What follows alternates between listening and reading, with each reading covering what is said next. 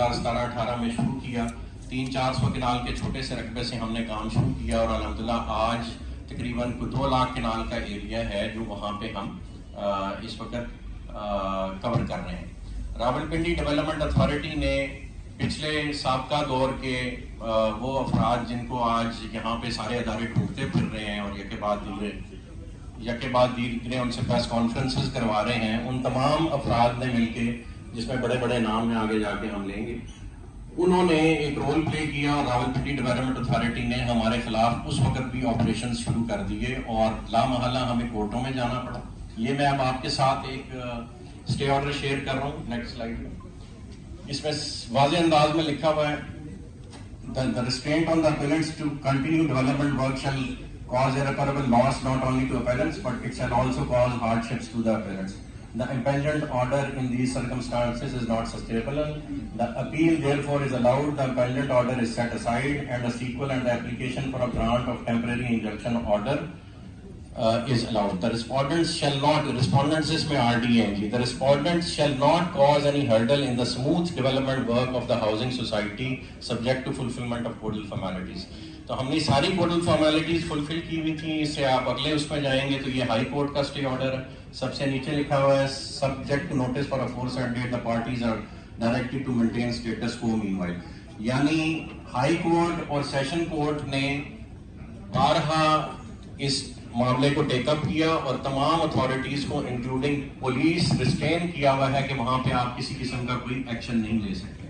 اس کے بعد یہ آپ سے ایک وہاں کے جو ریونیو سٹاف ہے اس کی رپورٹ شیئر کر رہے ہیں. ایک سوال ہم پہ اٹھایا جاتا ہے، وہ بھی آگے جا کے ہم آپ کو ایک سلائیڈ دکھائیں گے کہ یہ رقبہ گرین ہے کہ براؤن ہے. گرین کی ڈیفینیشن بائی ان اوریجنل وہ ہوتی ہے جہاں پہ ایگریکلچر ہو سکے.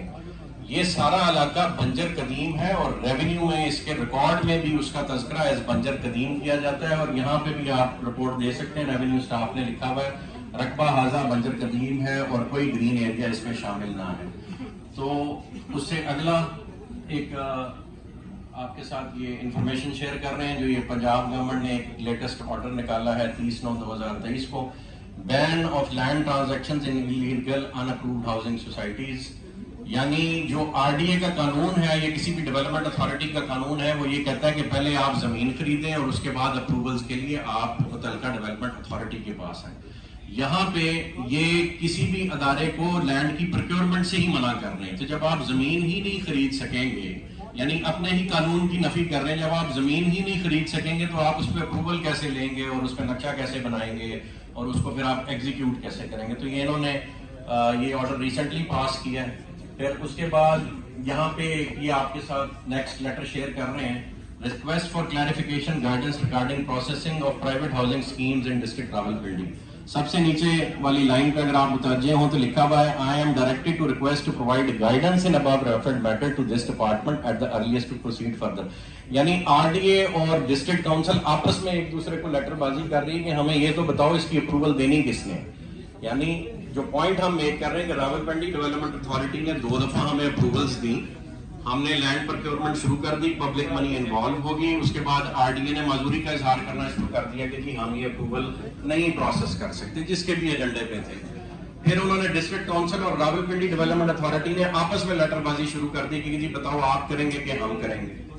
یہ میں اگلا آپ سے شیئر کر رہا ہوں کہ گرین لینڈ ایسے نظر آتی ہے اگر آپ گوگل ارتھ سے دیکھیں. جیسے لاہور کے ارد گرد زرعی زمینیں، کسی بھی شہر کے ارد گرد جب زرعی زمینیں ہوں تو یوں سبز رنگ میں نظر آتی ہیں. یہ آپ کا راولپنڈی کا علاقہ ہے. ایئرپورٹ کے ارد گرد جتنی ویسینٹی ہے وہ بائی ورچو اس کو سال کے کسی بھی حصے میں دیکھ لیں یہ ایسی براؤن نظر آتی ہے. یہ براؤن اس لیے چونکہ یہ برانی ایریاز ہیں، پتھریلا علاقہ ہے، یہاں پہ کاشت ہوتی ہی نہیں ہے. یعنی یہ ایک آئیڈیل جگہ ہے جہاں ہاؤسنگ اسکیم ہو سکتی ہے. اور اس کے بعد یہ میں لیگل چیزیں صرف پوری کر رہا ہوں. ہم نے جی فاٹا کو اپلائی کر رکھا ہے. یہاں پہ آپ دیکھ سکتے ہیں رائٹ والی سلائیڈ میں 17,121 کنال کے لینڈ ڈاکیومنٹس ہم نے اس وقت، اور یہ لیٹر ہے جناب 1 دسمبر 2022 کا. 15 خاموشی کائنڈلی جی، ریلیٹرز پیچھے ہو جائیں پلیز، کائنڈلی ریلیٹرز پیچھے ہو جائیں. تحمل مزاجی سے میرے بھائی، تحمل مزاجی سے پلیز. اچھا جی، یہ 17,121 کنال کا رقبہ آپ دیکھ سکتے ہیں. یہ آگے سے پیچھے 17,121 کنال یہ ہم نے فاٹا کو جمع کروایا، اور اس میں سے پھر یہ نیچے 8,609 کنال انڈر پروسیس ہے جو اس وقت فاٹا پروسیس کر رہی ہے. اور فاٹا کا قانون یہ کہتا ہے کہ وہ اپنا کنٹرولڈ ایریا خود ڈکلیئر کر سکتا ہے. اس سے اگلی سلائیڈ دکھائیں گے ہمارے صاحب، اگلی سلائیڈ. یہ جی 1,24,66,000 روپیہ 12,000 کنال زمین کی پیمنٹ ہم نے جمع کرائی ہوئی ہے فاٹا کے تحت. اچھا یہ سوری پچھلا ہی دکھائیں. فاٹا کو آپ نے پیمنٹ جمع کرا دی ہم سے، انہوں نے پیمنٹ لے لی، ان کا کیس ہمارا ان کے پاس انڈر پروسیس ہے لیگلی. اس وقت جس وقت فاٹا نے اس کو اپنا کنٹرولڈ ایریا ڈکلیئر کر دیا ہے، راولپنڈی ڈیولپمنٹ اتھارٹی یہاں پہ ایکشن کر ہی نہیں سکتی. تو کیوں کیا جا رہا ہے یہ ہم اس سے اگلے اس میں ڈاکومنٹ میں شیئر کریں گے.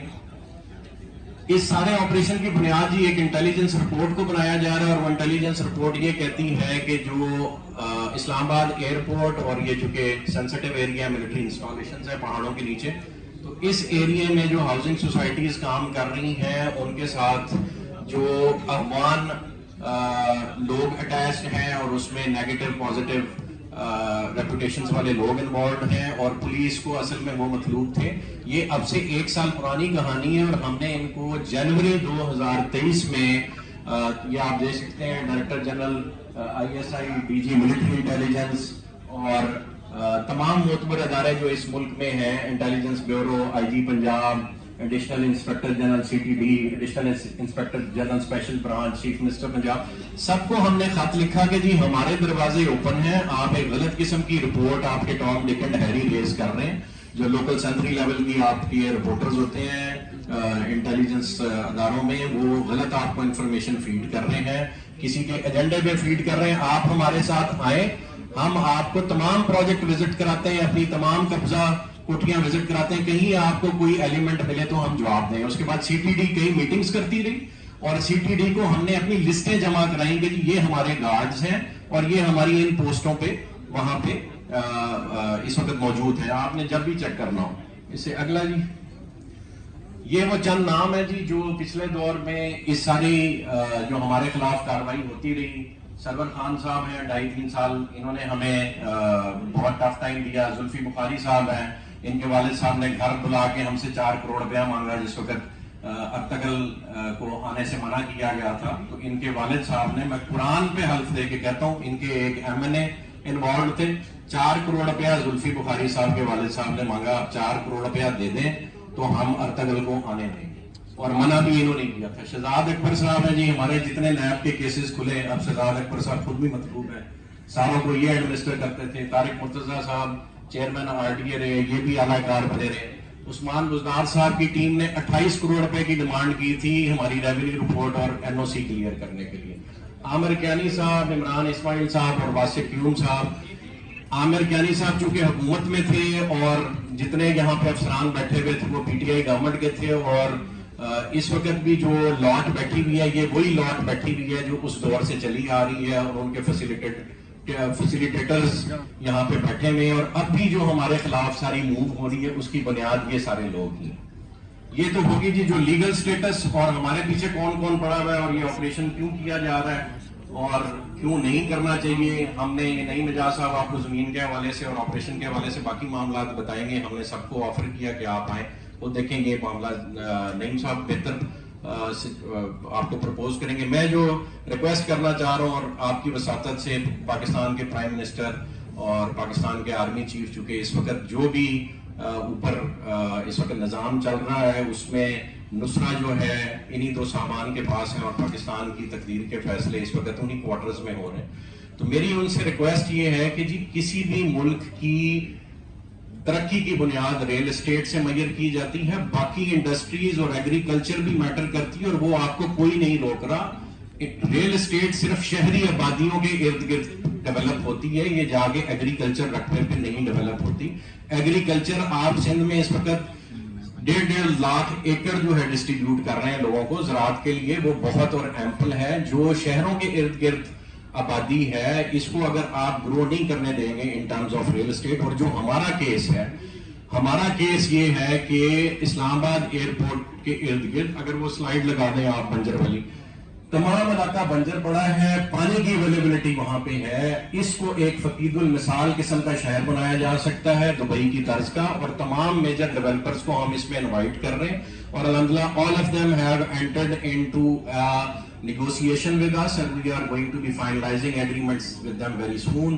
اس میں کیپٹل اسمارٹ سٹی آلریڈی ہمارے ساتھ ایگریمنٹ کر چکا ہے, ہم دونوں مل کے ڈی ایچ اے کو رقبہ دیں گے اس ایریے میں. یہ بھی بات طے ہو چکی ہے, علاقہ بھی طے ہو چکا ہے. ملک ریاض صاحب سے ہماری گفتگو جاری ہے, وہ غالباً تھوڑی بہت ناراضگیاں ان سے چل رہی ہیں لیکن وہ بھی ولنگ ہے یہاں پہ آ کے کام کرنے کو. میاں عامر صاحب دنیا نیوز والے پنجاب کالجز کے, I'm very thankful, آج بھی وہ ہمیں کوریج دے رہے ہیں. اور باقی سب کا بھی شکریہ, آپ لوگ یہاں پہ تشریف رکھے ہوئے.